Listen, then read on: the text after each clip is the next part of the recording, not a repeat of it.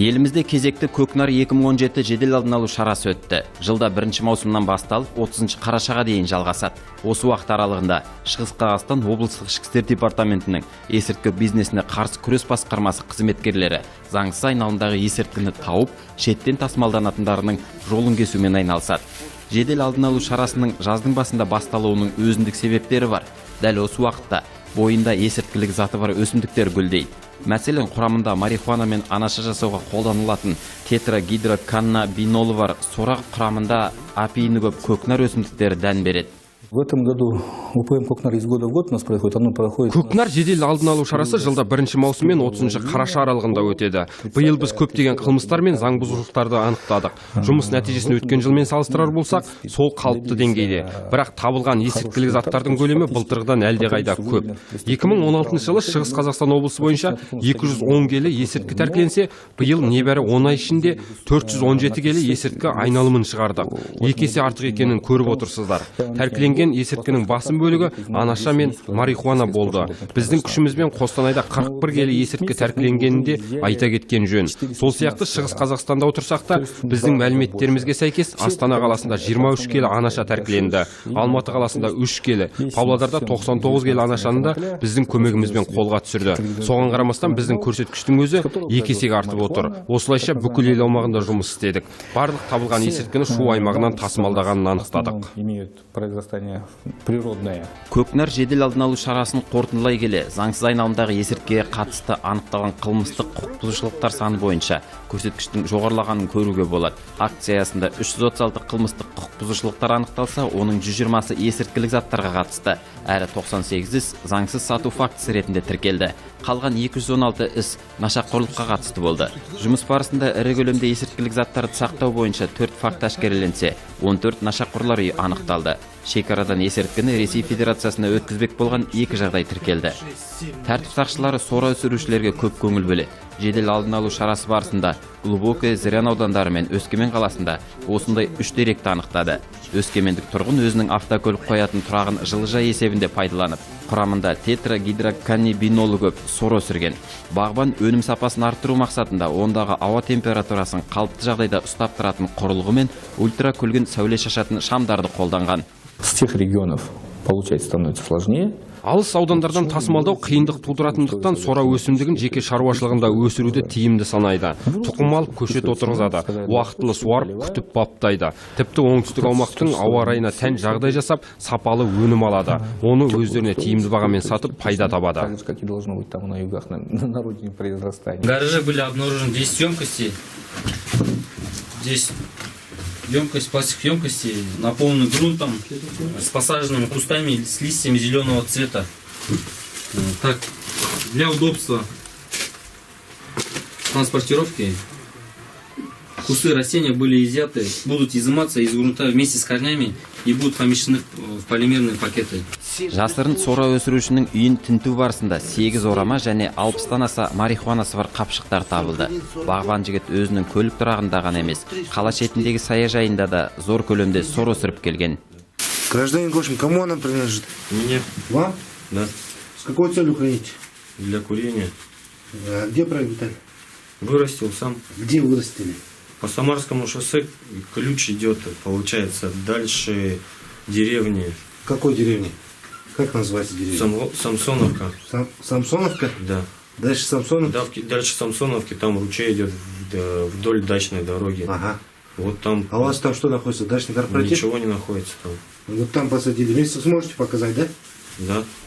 Жедел алдын алу шарасын өткізудегі тағы бір бағыт заңсыз есірткі айналымын жүзеге асырып келген қылмыстық топтардың жолын кесу. Атқарылған жұмыстар нәтижесінде 5 қылмыстық топтың іс әшкереленді. Олар әр топқа 2-3 адамнан бірігіп, облыс аумағында есірткі сатумен айналысып келген. Осылайша жыл басынан бері облыстық ішкі істер департаментінің есірткі бизнесіне қарсы күрес басқармасы қызметкерлері 100 келідей марихуана тәркіледі. Қылмыстық топтың жұмысына бірнеше адамның қатысы бары да белгілі болды. Мәселен, наурыз айында құқық қорғау органдарына Шығыс Қазақстан облысының бір тұрғыны жергілікті жерде сату үшін ірі көлемде есірткі тасымалдаумен айналысып жүргені жөнінде жедел ақпарат түседі. Есірткі бизнесіне қарсы күрес басқармасы қызметкерлері жедел іздестіру шарасын өткізіп, күдікті азаматтың жеке басына қатысты мәліметтерді анықтады. Күдікті Глубокое ауданының тұрғыны болып шықты. Тергеу амалдары барысында Павлодар және Жамбыл облыстарындағы 2 азаматтың осы іске қатысы бар белгілі болды. Ұйымдасқан топ есірткілік заттарды Шығыс Қазақстанға тасымалдаумен айналысқан. Житель Восточно-Казахстанского Глубоковского района заказывал товар у своего родственника. Шығыс қазақстандық азамат Павлодар облысындағы туысқанына тауарға тапсырыс беріп отырған. Павлодарлық азамат болса, есірткіні арғы жақтан Шу өңірінен алып, мына жақтағы Глубокий ауданының тұрғынына жеткізетін жерін, ақшаны қайда аудару керектігін айтып отырады. Тауар қолына тиген соң, ақшаны ол Шудағы азаматтың есепшотына аударып келген. Қазір осы іске қатысты әлі күнге дейін тергеу амалдары жүргізіліп жатыр. Есірткіні жергілікті жерде саудалау фактісі анықталды. Ұсталған азаматтар қылмыстарын толық мойындады. Бұл іс қылмыстық кодекстің 297 бабының 3-ші тармағы бойынша қаралып, ірі көлемде есірткі тасымалдаған үшін жауаптыларға 10 жылдан 15 жылға дейін бас бостандығынан айыру жазасы қарастырылып отыр. Егер тергеу амалдары күдіктілердің ұйымдасқан қылмыстық топ екенін дәлелдейтін болса, оларға тіпті 15 жылдан 20 жылға дейін бас бостандығынан айыру жазасы тағайындалуы мүмкін. Сейчас ходит следствие еще пока вопрос, скажем так, открытый, то тогда им может грозить от 15 до 20 лет лишения свободы. Қазір күдікті 3 азамат қылмыстық жауапкершілікке тартылған. Тәртіп сақшылары Шығыс Қазақстандық азаматқа есірткінің Алматыдан да жіберіліп отырғанын анықтады. Я на складе только открывал, увидел, что там деревяшки и все. Привез сюда, поставил в квартиру, в коридоре вон стоит, я даже не открывал. Еще что-нибудь имеется? Вы открывали ее? Там вот на складе вот так приоткрыл, увидел, Ну, то есть открывали, смотрели, видели, ну, что вот приоткрыл, деревяшки сверху были. То есть я ее не открыл, И что вы ничего думаете? не вытащил. что там что-то запрещенное? Ну, судя по всему, да. Күдікті жіберілген сәлемдемені танысының өтініші бойынша алдым деп қылмысын мойындамай отыр. Оның сөзінше, танысы буманың ішінде үйлену тойын өткізуге қажетті ағаш бөлшектер бар деп айтқан. Ал ішін ашып қарағанда есірткі барын көрген. Ол оны қатты қағаздан жасалған қораптарға салып, жалға алған автокөлік тұрағында сақтап келді. Перед началом обыска предлагаю вам добровольно указать, имеются ли в гараже запрещенные предметы, это наркотики, оружие, или другие, к обороту, запрещенные предметы. Если да, в чем находится и так далее. Что? В коробках? Что там находится? Ну, такое же растительное вещество. Такое же растительное вещество находится, да? В картонной коробке, в бумажной коробке? Сколько коробок? 4 коробки, да? Істі зерттей келе анықталғаны, есірткі сатушылар есірткілік заттарды автокөлік тұрағында сақтауды әдетке айналдырған. Шығыс Қазақстан облысының Глубокий ауданында тұратын 1979 жылы туған азаматтың жеке автокөлік тұрағынан ірі көлемдегі есірткілік зат табылды. Что за вещество это? За гриф? Конопля. Марихуана, да? Это вот данное вещество вам оставил, да, ваш знакомый? Да. Аман, да, вы сказали? Бас аяғы 5 айға созылған іздестіру шаралары кезінде тәртіп сақшылары бірнеше істің басын ашты. Олар жалдап тұрып жатқан пәтерінде ірі көлемде марихуана сақтап отырған 1978 жылы туған тағы бір азаматты қолға түсірді. Вот тумбочка телевизора находится 1, 2, 3. Вот один еще не завязан. 3, 4, 5. 5 полимерных пакетов с веществом. Можете убедиться, вещество растительного происхождения зеленого цвета. Во всех этих пакетах оно аналогично вот этому. Снаружи видно все. Да, видно.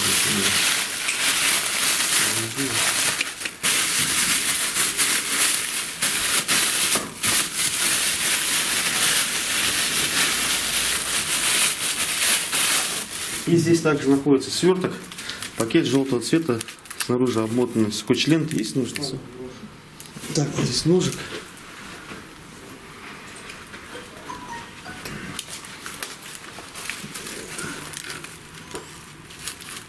Нет, ее так рукой вверх разрежь.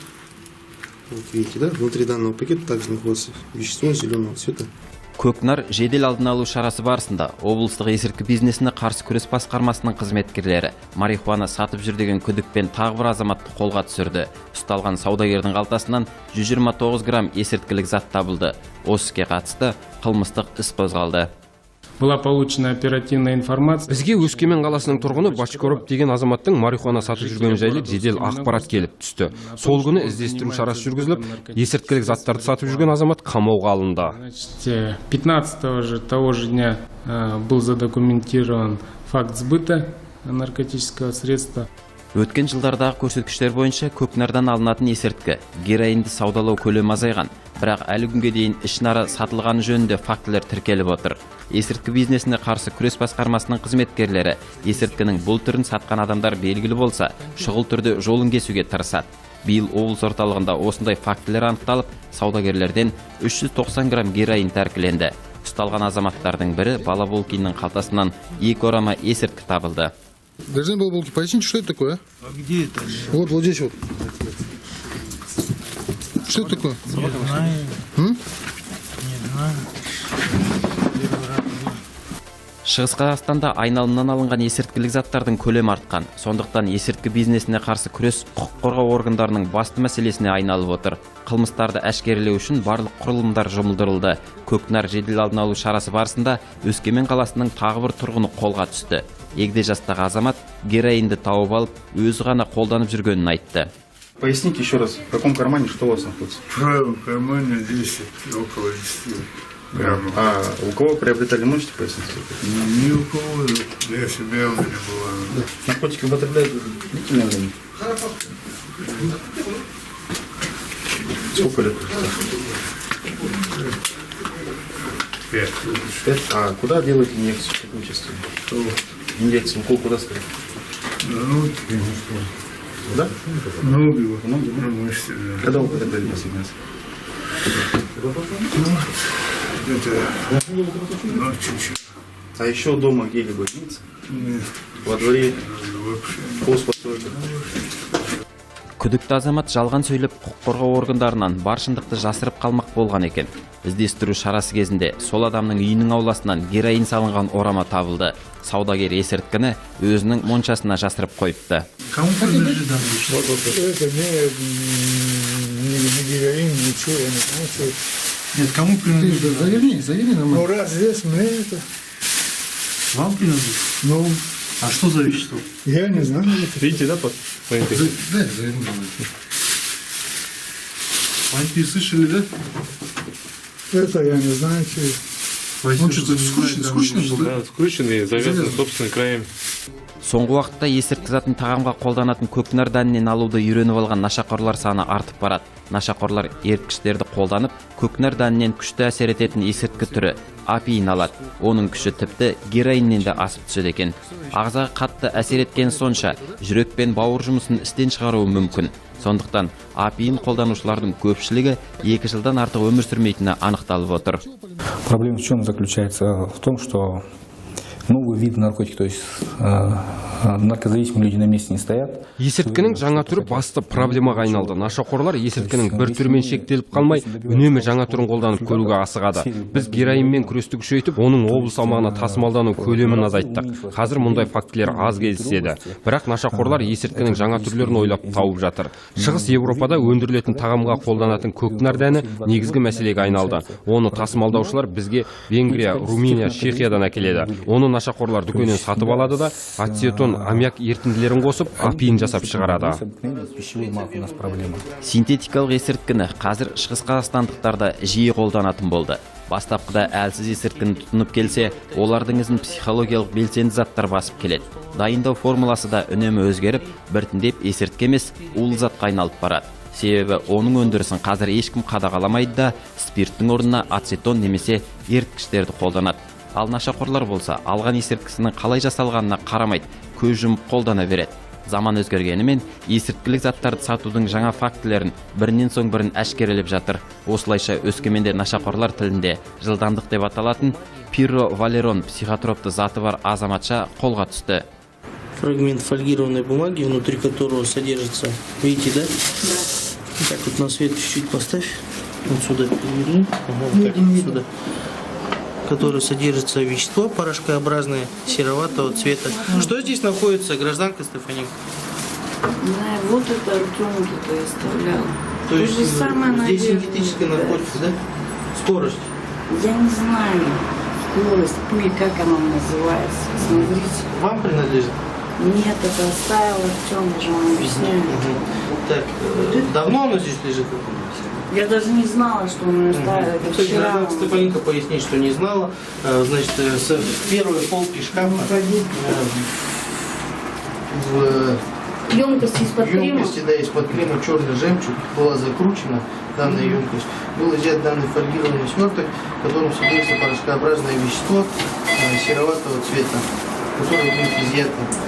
Синтетикалық есірткіні пайдаланғаннан кейін нашақор жын ұрғандай құтырып, өзін-өзі басқара алмай кетеді екен. Адам есінен адасу үшін бұл заттың кішкене ғана бөлігін қолданудың өзі жетіп жатыр. Соған қарамастан, есірткіге тәуелді жандардың күшті өнімнен бас тартатын түрі жоқ. Жедел алдын алу шарасы барысында тәртіп сақшылары 1978 жылы туған азаматтың өз төсегіне жасырып қойған синтетикалық есірткіні тапты. Кому принадлежит это? Что за вещество это, Евгений Владимирович? Где? Ну-ка было. Ну, только что я уже и вам показал, и паникам показал. Что за вещество, можете пояснить? Осторожно, сейчас дунет или еще что-нибудь. Ну, я говорю, не дергайтесь. Да, я не знаю. Что там находится? Это сахар там. Сахар, да? Да. Все отлично. Вам принадлежит сахар? Да. А с какой целью хранили его? Зачем завернули сахар в фольгированный? А? Евгений Валерьевич. С какой целью сахар под подушками храните в таком небольшом количестве? Сейчас еще потянем сахар. И что за сахар это, Евгений Валерьевич? Что это, Женя? Да сахар это не. А зачем хранили вы его здесь? Вон игла. Вот игла, видите? Вот так же здесь. Женя, что это? В прошлом году мы одно дело задокументировали, отправили в суд, сделали прецедент. Былтыр бізде бір іс тіркеліп, оны соттың қарауына жіберген едік. Биыл дәл осындай екі факті болды. Синтетикалық есірткіге қарсы заңға өзгеріс енгізбей, қылмыскерді қатаң жазаға тарта алмай келеміз. Соттағылар біздің талаптарымызды қолдап отыр. Мы идем по пути сопротивления. Қазір дәріханалық нашақорлық мәселесі де күн тәртібінен түспей тұр. Бұл дегеніміз есірткіге тәуелді адамдардың медициналық дәрі-дәрмекке қызығушылығы. Күшті әсері бар заттар дәріханаларда да сатылады. Оны сатып алу үшін дәрігердің рұқсаты қажет емес. Бағасы да қолжетімді. Әдетте нашақорлар біртүрлі препаратты бірнеше дәріханадан сатып алып қолданады. Осы амалға көшкен адамдар өздерін есірткіге тәуелді емеспіз деп есептейтін де бар. Дәріханалық нашақорлыққа тәуелділіктің зардабы сол, бір құныққан адам қайтадан бұрынғы өміріне қайтып орала алмайды. Мәселе ерік-жігерде емес, адам психологиялық тәуелділікке қалай салынып кеткенін өзі де байқамай қалады. Биыл осы бағыттағы құқық бұзушылықтар бойынша 15 факт анықталды. Аптечная наркомания. То есть молодые люди у нас покупают. Дәріханалық нашақорлыққа жастарда ден қоя бастаған. Олар дәріханадан дәрігердің рұқсатынсыз беруге болмайтын препараттарды да алып қолданады. Бұл енді басқаның тағдыры қызықтырмайтын пайдаға құныққан дәріхана қызметкерлерінің кемшілігі. Құрамында кадеині бар дәрілерді рецептсіз босатуға болмайтынын біле тұра, олар бағасын екі есе қымбатқа сатып пайда көреді. Мәселен, дәрігердің рұқсатымен алса, ол дәрі 800 теңге, ал рұқсатсыз 1500 теңге тұрады. Егер бізде 1,5 мың апиынға тәуелді нашақорлар барын ескерсек, дәріханалар қанша пайдаға кенелетіні айтпаса да түсінікті. Қандай да болсын, қиындықтар облыстық есірткі бизнесіне қарсы күрес басқармасы қызметкерлерінің құқық бұзушылықтардың жолын кесуіне кедергі емес. Көкнар жедел алдын алу шарасының нәтижесінде Шығыс Қазақстан облыстық ішкі істер департаментінің жұмысына еліміздің ішкі істер министрлігі оң бағасын берді. Республикалық жедел алдын алу шарасының қорытындысын жариялады. Шара барысында барлығы 130 тонна әртүрлі есірткілік заттар тәркіленген. Бұл шамамен 30 миллион рет қолдануға болатын есірткі. Ал есірткі сату ісіне келсек, 30 факт тіркелген. Құрамында есірткілік заты бар өсімдік өсірілген 220 учаске анықталды. Контрабандалық 55 әрекеттің жолы кесілді. Барлық фактілер бойынша сараптай келгенде, Қазақстанда есірткі өндірісі Шу аймағында кең тараған. Қызылорда облысында да сораның үндістандық түрін өсірушілердің сан артқаны белгілі болды.